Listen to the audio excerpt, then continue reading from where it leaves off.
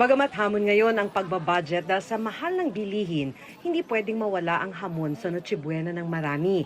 Kaya para-paraan lang ang ilang mamimili sa Quiapo, Maynila. Ito po scrap 1 slice, ito po 1/4. Ito po, kung may natitira, hati-hatiin na lang para marami. Ang nabili niyang 1/4 scrap ham nasa 450 pesos, habang 470 pesos naman ang 1/4 na sliced ham. Papatak sa 1,800 pesos ang isang kilo. Wala pong budget para lang magkaroon ng yung mesa namin. Para pagdating ng Pasko, happy together kami. Tumaas ng 20 hanggang 40 pesos per kilo ang presyo ng mga binibentang ham sa Quiapo. Nagmahal naman ng halos 2,000 piso ang lechon sa La Loma, Quezon City kung ikukumpara noong nakaraang taon. Ang regular size na 10 to 11 kilos na lechon, 16,500 pesos na mula sa dating 14,500 pesos. Nasa 1,700 pesos naman ang per kilo nito. Tumaas po kaya lang pagtawad ng customer talagang tumatumal. Kahit tumabla o malugi ng konti, bigay po para wag lang matira. Pati sa Divisoria, hindi maiwasan ng ilan na magreklamo dahil matumal.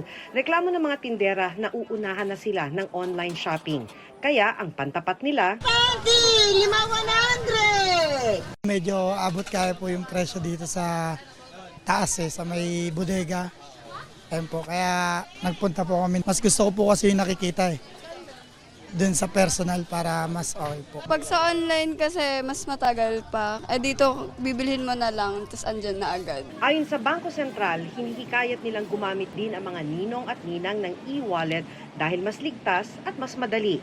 Pero patuloy naman daw ang paggawa ng malulutong na perang papel na hinahanap-hanap ng mga inaanak kapag Pasko.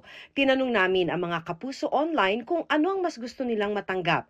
Pera ba, e-money, regalo o kung sapat na ba ang presents ni Ninong at Ninang miski walang present.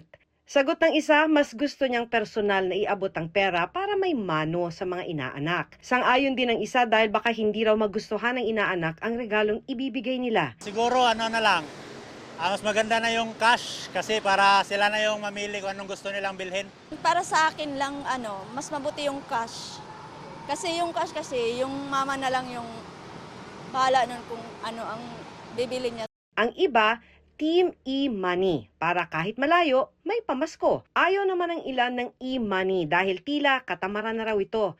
Ang iba mas gusto pa rin ng regalo para di raw masanay ang mga bata sa pera. Akain na lang po kasi para sa akin mas maganda yung practical.